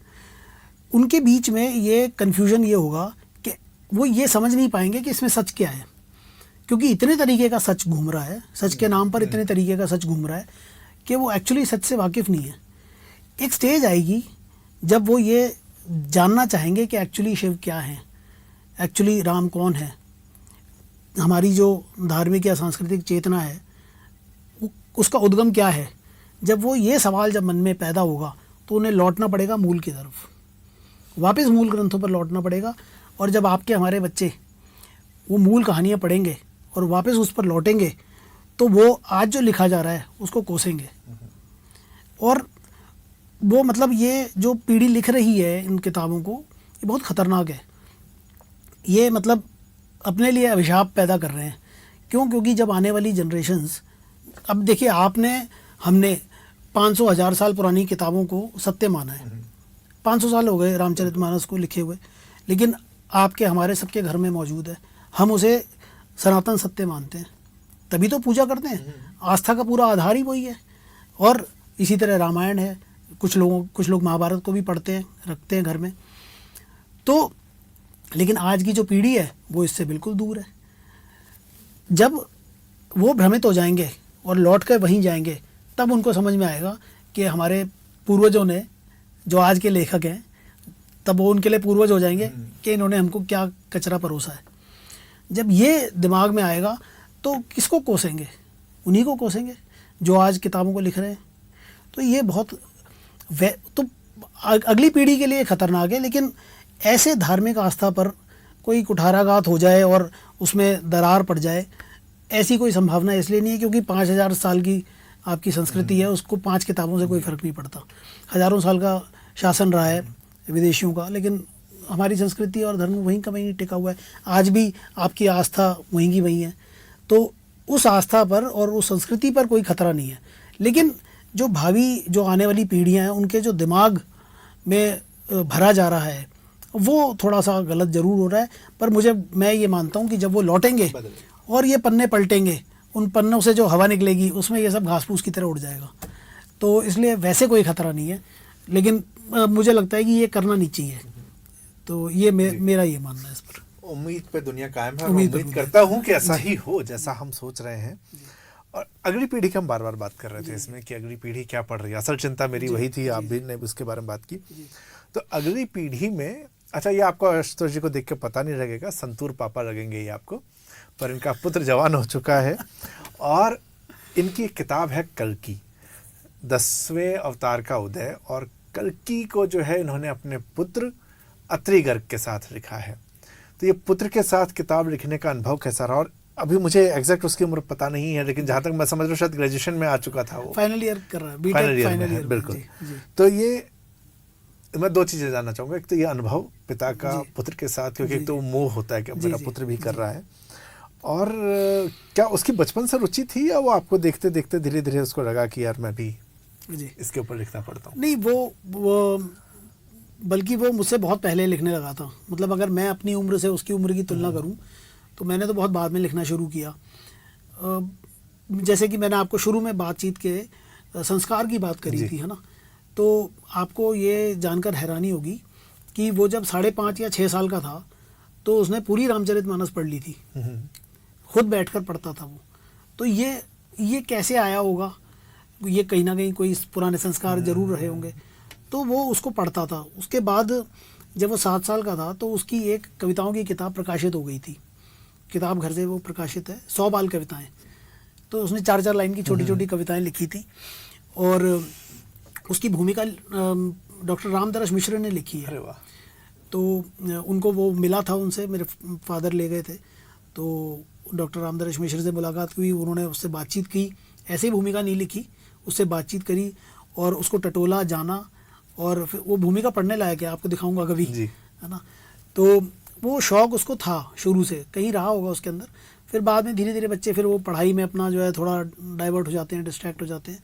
लेकिन लिखने का मुझे लगता है कि वो जो एक फितूर है वो उसके अंदर भी मौजूद था।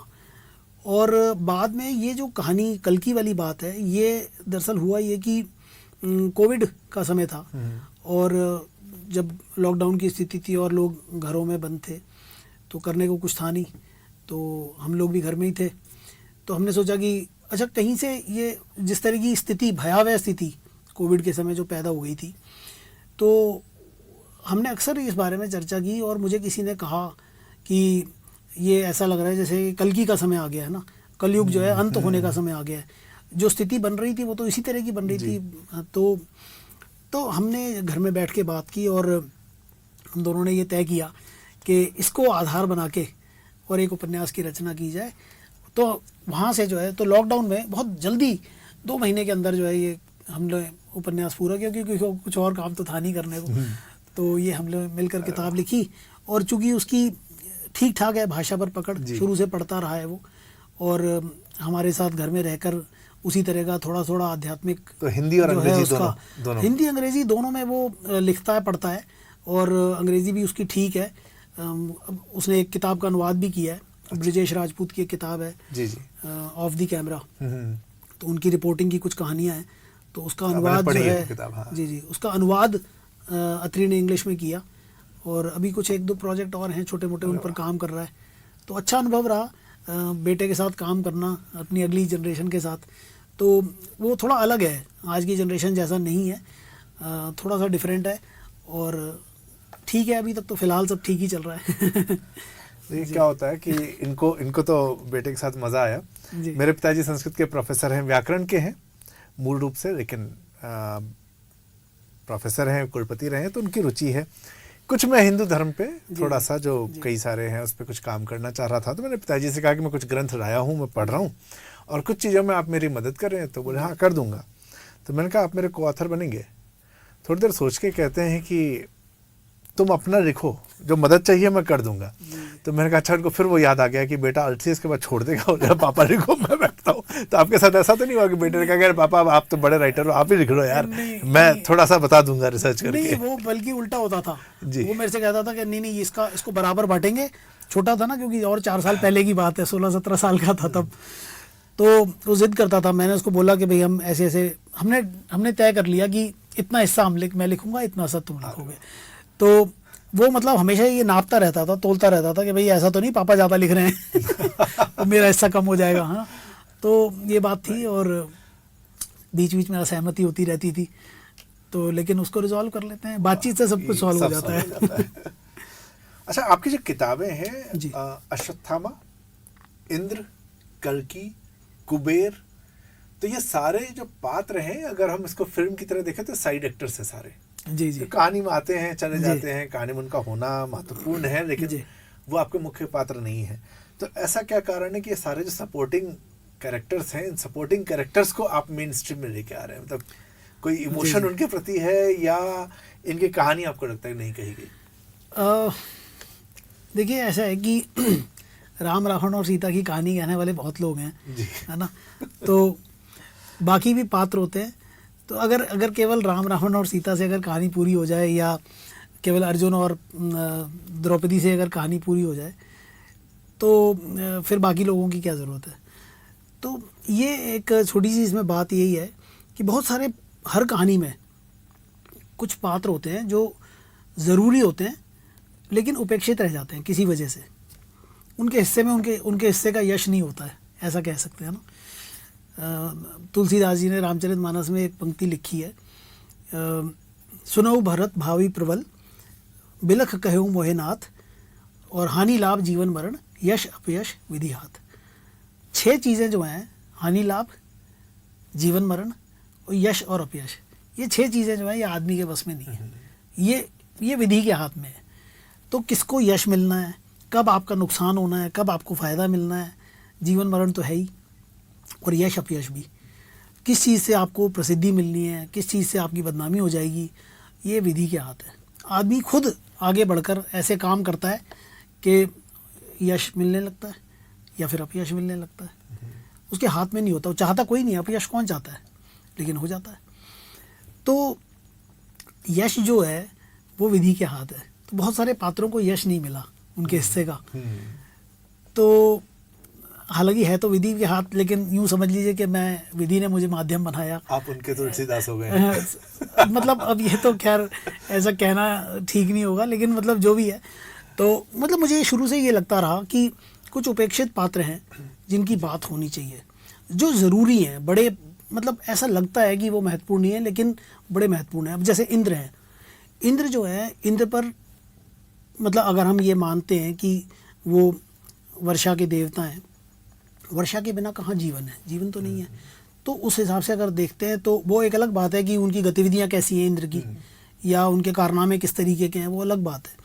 लेकिन इसीलिए भी तो ये जानना ज़रूरी है कि एक ऐसा प्राणी जो, जिसे हम देवता मानते हैं, जिसको इतना ज़रूरी काम सौंपा गया है, वो वास्तव में कैसा है, तो ये जानना बड़ा रोचक हो सकता है। इसी तरह कुबेर है, कुबेर धन के देवता हैं, धन के पीछे सारी दुनिया भागती है, लेकिन धन के देवता के बारे में कोई कुछ नहीं जानता। तो ये चीज़ें जो थी, ये चीज़ें मेरे दिमाग में घूमती रहती हैं कि कौन से ऐसे उपेक्षित पात्र हैं जो हमारे लिए आज भी रेलेवेंट हो सकते हैं, ज़रूरी हो सकते हैं। तो ऐसे ही रैंडमली नहीं पिक की हैं।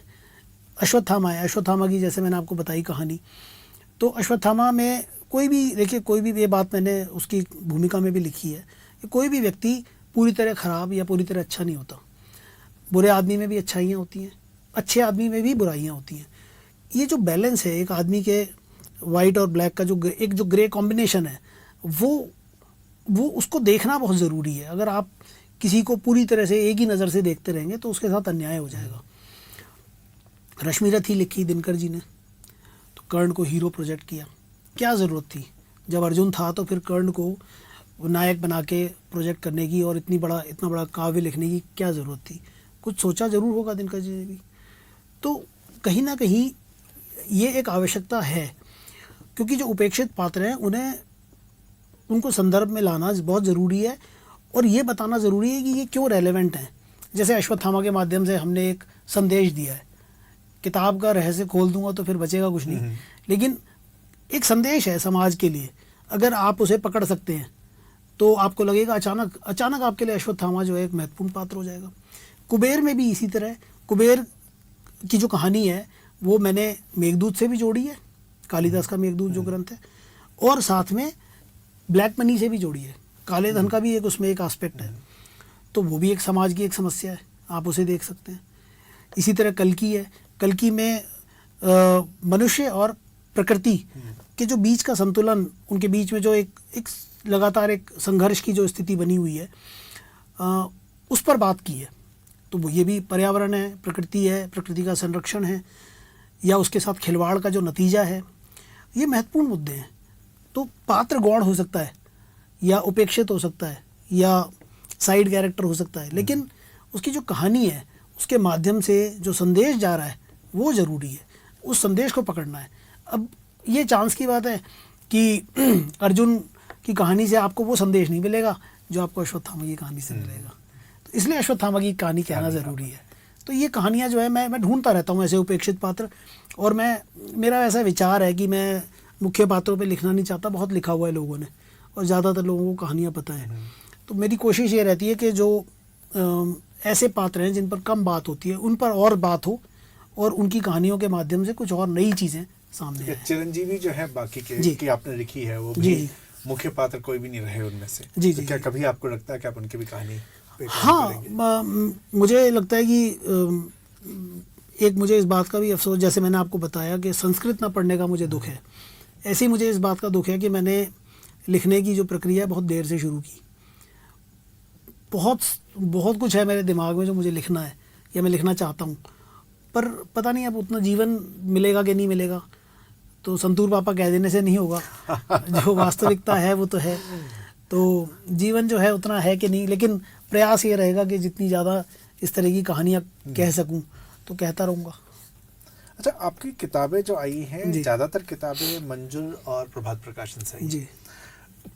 इंडस्ट्री में जब मैं देखता हूँ, और ये प्रकाशन के लिए एक सवाल है कि अंग्रेजी में मुझे ओपननेस ज़्यादा नज़र आती है। अभी पता नहीं ओपननेस का कारण है ये क्या है। अंग्रेजी में लगभग हर प्रकाशक ने पौराणिक कथाओं को छापा है, पिछले कुछ वर्षों में काफ़ी छापा है।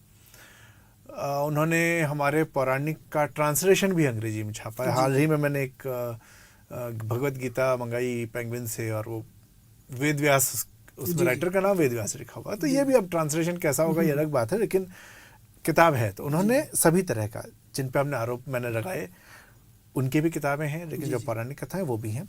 पर ये मुझे हिंदी में बड़ा कम नज़र आता है। मैं इसको मंजुल और प्रभात में देख रहा हूँ, तो आपको लग रहा है, तो मैं आपसे ये समझना चाह रहा हूँ कि क्या प्रकाशकों का कोई रेजिस्टेंस आपको नज़र आता है, या ऐसा है कि हिंदी में ये विधा अब धीरे धीरे गति पकड़ रही है, जिसको कि बाकियों ने पकड़ा नहीं है, शायद भविष्य में पकड़े? जी,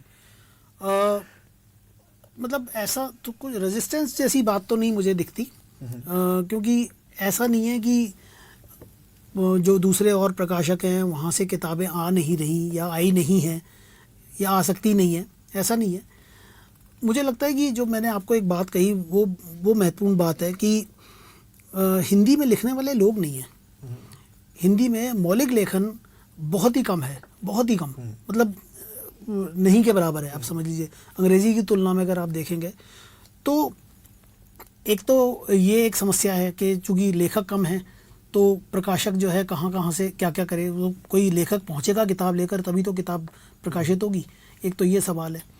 दूसरा ये कि जो अंग्रेज़ी उपन्यासों की जो लोकप्रियता है इस समय, कारण कुछ भी हो, जैसे हमने बात करी, कारण कुछ भी हो, लेकिन अभी फ़िलहाल तो यही है कि वो लोकप्रिय हैं।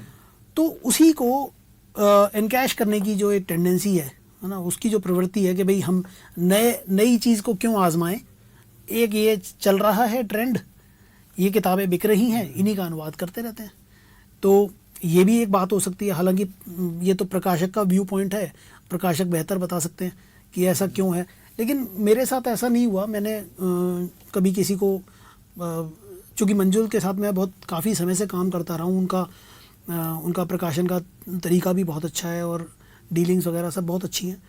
तो प्रभात प्रकाशन के साथ भी है। मैं ज़्यादा दूसरे और प्रकाशकों के पास गया नहीं हूँ, लेकिन मुझे ऐसा विश्वास है कि अगर मैं उनके पास जाऊँगा या कभी कुछ लिखकर अगर उनसे बात करते हैं तो मुझे नहीं लगता कि कोई उसमें कोई विरोध या कोई गतिरोध की कोई संभावना है। बन जानी चाहिए वो बात। अच्छा, अनुवाद आपने काफी सारे किया मंजूर के साथ। जी जी। तो हमने ये तो किया था कि असहमति, लेकिन ऐसी कोई अनुवाद जिसको करते हुए आपको ही मजा आ गया हो कि यार ये वाली किताब में बहुत सही अनुवाद कर रहा हूँ, ये मजा आया। और किताब पढ़ के मजा आया, फिर उसको जब मजा आया तो अनुवाद में मजा आएगा। मुझे एक्चुअली क्या पता नहीं, थोड़ा सा ये है कि मुझे हर किताब में ही मजा आता है। और इसको जो है एक वैसे बता पाना कि इस किताब में मुझे ज़्यादा मज़ा आया, जी जी, बल्कि कुछ एक किताबें होती हैं जो थोड़ी शुरू में अनुवाद करते वक्त लगता है कि उतना मज़ा नहीं आ रहा है ना, और लेकिन वो ज़्यादा चर्चित हो जाती हैं, ऐसा भी होता है। तो अनुवाद में मैंने बहुत सब तरह की किताबें की, मतलब थ्रिलर्स भी हैं उसमें, है ना, उसमें हार्ड कोर जिसे आप कह सकते हैं टेक्निकल किताबें भी हैं। इकोलॉजी पर एक किताब मैंने अनुवाद किया था। तो हर तरह की किताबें, लेकिन मुझे माइथोलॉजी वाली जो किताबें हैं, पौराणिक साहित्य वाली, उनमें ज़्यादा रुचि आती है, ज़्यादा मज़ा आता है उनको करने में, क्योंकि शायद उसका एक कारण ये है कि कंफर्ट जोन है। तो मैं बहुत मतलब मेरे लिए सहज हो जाता है उसका अनुवाद करना। और मैं चूँकि खुद भी उन विषयों पर लिखता हूँ तो मतलब ये है कि वो अनुवाद अच्छा होता है कंपैरेटिवली, दूसरी और तुलना अगर करें दूसरी और किताबों से, तो इन किताबों के अनुवाद जो हैं वो बेहतर होते हैं और अच्छे होते हैं। तो वैसे तो मुझे हर किताब में ही मज़ा आता है। मैं हर किताब को मतलब अपनी किताब समझ के करता हूँ, तो अपनी किताब तो फिर सभी अच्छी होती हैं। अच्छा, आपकी एक किताब जो मैंने नहीं पढ़ी है और अभी नई आई है, 4 सिंगल मदर्स। जी। तो एक तो नाम से अंग्रेजी लग रही है, अंग्रेजी है हिंदी है? नहीं, किताब हिंदी में है। और क्या ये भी पौराणिक कथा है या ये कुछ और है? ये ऐसा है कि इसका शीर्षक जरूर अंग्रेज़ी में है, लेकिन किताब हिंदी में। और अंग्रेज़ी शीर्षक रखने के पीछे कोई सस्ती लोकप्रियता हासिल करना नहीं था। कारण ये है कि सिंगल मदर के लिए हमारे पास हिंदी में कोई ठीक ठाक सा शब्द नहीं है, और ये अब स्वीकार्य शब्द है, इसको मतलब मान लिया गया है, और हम सब जानते हैं इस सिंगल मदर का जो कॉन्सेप्ट है, इससे हम लोग परिचित हैं। ज़्यादातर जो समाज के लोग हैं वो जानते हैं कि सिंगल मदर कौन होती है। तो चूँकि ये इसमें चार ऐसी सिंगल मदर्स की कहानी है, तो यही शीर्षक था। और पौराणिक, इसकी पृष्ठभूमि जरूर पौराणिक है, क्योंकि इसमें 4 में से जो 3 नायिकाएं हैं वो महाभारत काल की ही हैं। एक भीम है, भीम की पत्नी है हिडिंबा। दूसरी दो जो हैं बाकी वो अर्जुन की हैं, दोनों पत्नियाँ, एक उलूपी है और एक चित्रांगदा है। तो ये इनमें एक कॉमन थ्रेड ये है, और एक चौथी सिंगल मदर है, वो आज की एक आधुनिक नारी है, कंटेम्प्रेरी सोसाइटी की, समकालीन कह सकते हैं आप। और लेकिन ये इनके बीच में एक सूत्र जो है, जो कॉमन थ्रेड है, वो ये है कि ये चारों सिंगल मदर्स हैं। सिंगल मदर का जो कॉन्सेप्ट है वो वैसे तो कई तरह से हो सकता है कि कोई भी ऐसी स्त्री जैसे अपनी संतान को अकेले बड़ा करना है, उसका पति उसके साथ नहीं है, उसके कई कारण हो सकते हैं, विधवा हो सकती है, डाइवोर्स हो सकती है, कुछ भी हो सकता है। लेकिन इसमें हमने जो एक कॉमन एलिमेंट ढूंढा है वो ये है कि चारों ही स्थितियों में उन जो महिलाएं जो हैं, उनके जो पति हैं, वो विवाह के बाद जब वो गर्भवती हैं उस अवस्था में उनको अकेला छोड़ गए हैं। तो गर्भावस्था का जो पीरियड है वो, और उसके बाद जो संतान होती है उसको बड़ा करने की, उसको योग्य बनाने की जो जिम्मेदारी है वो स्त्री ने अकेले निभाई अपने दम पर। तो ये इन चारों में ये एक कॉमन थ्रेड था। तो मैंने इसलिए उन 3 महिलाओं को चुना। हिडिंबा के साथ भी यही हुआ, भीम की पत्नी के साथ भी यही हुआ, बाद में अर्जुन की जो दोनों पत्नियां थीं उनके साथ भी यही हुआ। तो एक जो भीम और अर्जुन के बारे में जो दोनों महान योद्धा हैं और बड़े जो हैं मतलब नाम है महाभारत के, वो भी मनुष्य हैं, उनके बारे में वो हीरोज़ हैं, नायक हैं, लेकिन उनके अंदर भी कमियां हैं। उनके चरित्र में, उनके स्वभाव में भी कोई दुर्बलता है जिसे शायद देखा नहीं गया है अभी तक। तो इसके पीछे भी वही बात है कि 3 ऐसी औरतें हैं जिनकी कहानी नहीं सुनाई गई है। आपको केवल भीम और अर्जुन की कहानी सुनाई जाती है, लेकिन भीम और अर्जुन को आगे बढ़ने के लिए जैसे आप और हम काम करते हैं, हमारी सफलता के पीछे हमारे परिवार का एक बहुत बड़ा योगदान होता है।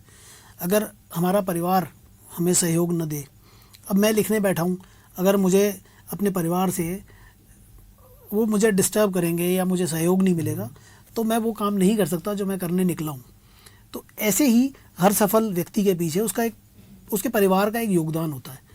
तो ये लोग आगे बढ़ सके, ये इसलिए आगे बढ़ सके क्योंकि जिन स्त्रियों से इन्होंने विवाह किया उन्होंने इनको आगे बढ़ने दिया।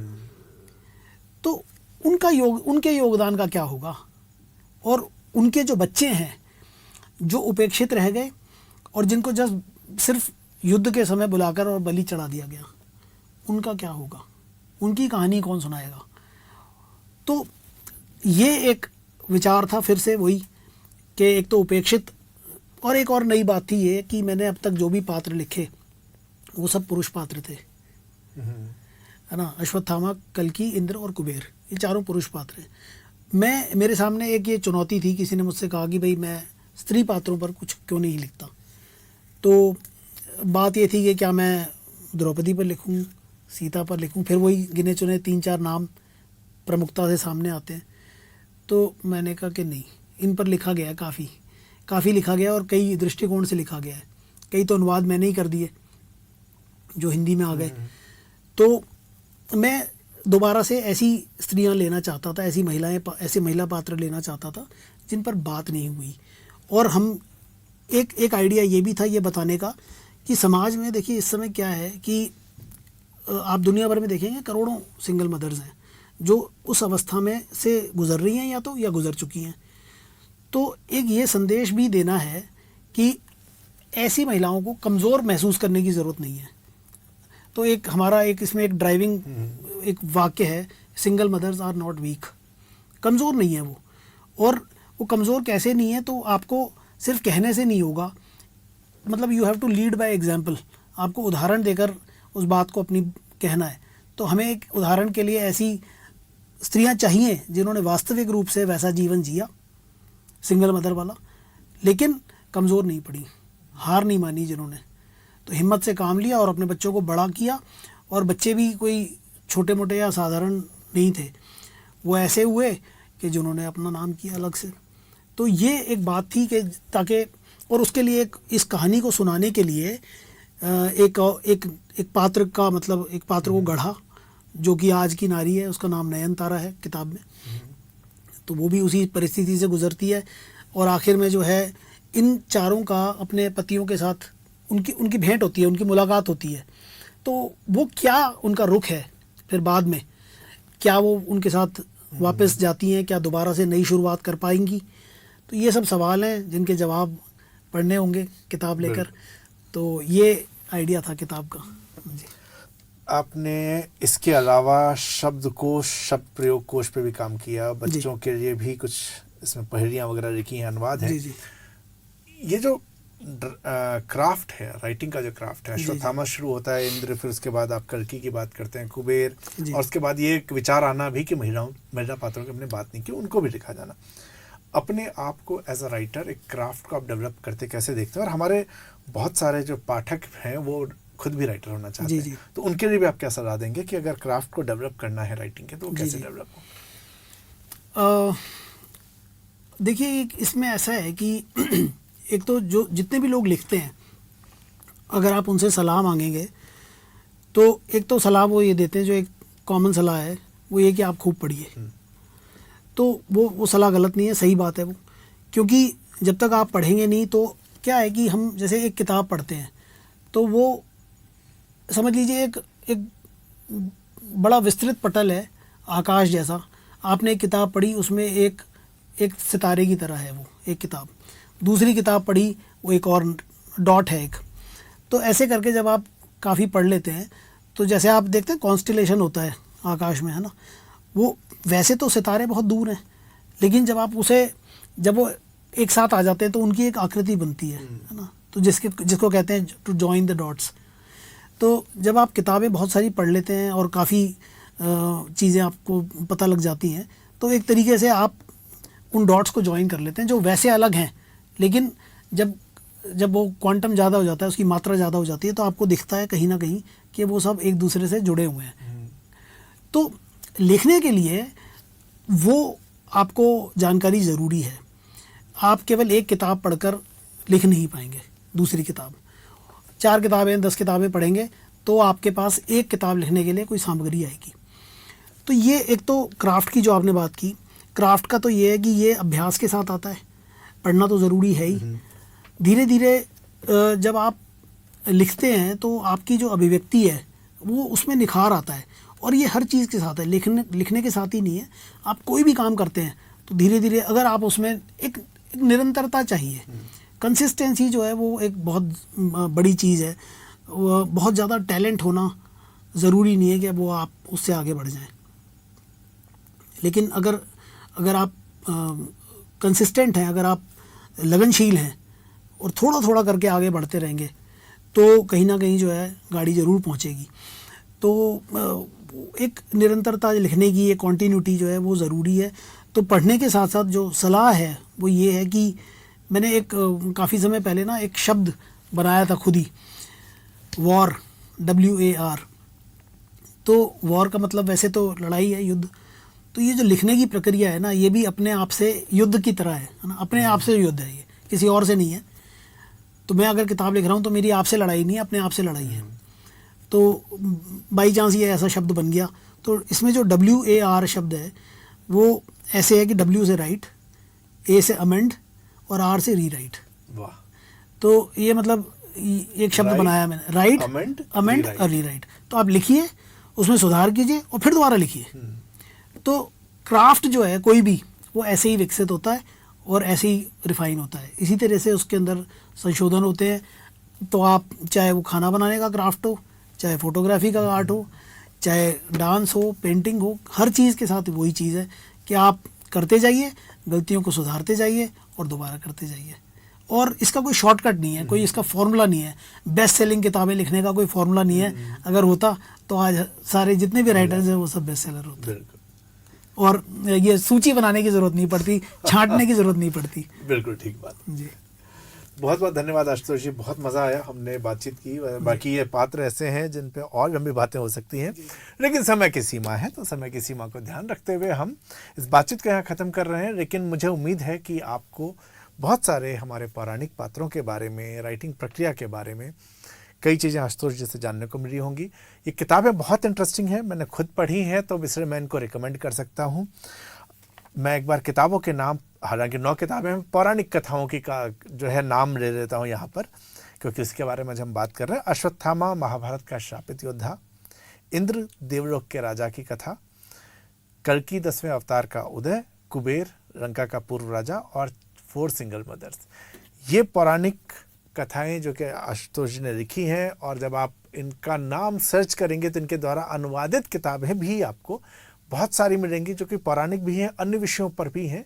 करीब 33 किताबें हैं। इनफैक्ट 33वीं किताब जो इन्होंने लिखा है प्रकाशनाधीन, उसमें मैंने उसको पढ़ा, उस कथा को पॉडकास्ट में सुना है, तो वो बड़ा इंटरेस्टिंग है। और द्वापर कथा हाँ, जी, वो आने वाली मैंने उसको पॉडकास्ट में सुना है, तो वो बड़ा ही इंटरेस्टिंग सी कहानी है, और तुलनात्मक रूप से मुझे लगा कि उसमें रिसर्च ज़्यादा अच्छी है, काफ़ी अच्छी रिसर्च है। तो वो भी अगर आप हिंदी पढ़ते हैं तो आशुतोष जी का अनुवाद उसका भी आने वाला है, आप उसको भी पढ़ सकते हैं। बहुत बहुत धन्यवाद। बताने की ज़रूरत नहीं है कि आपको लाइक का बटन दबाना है और सब्सक्राइब करना है। Thank you.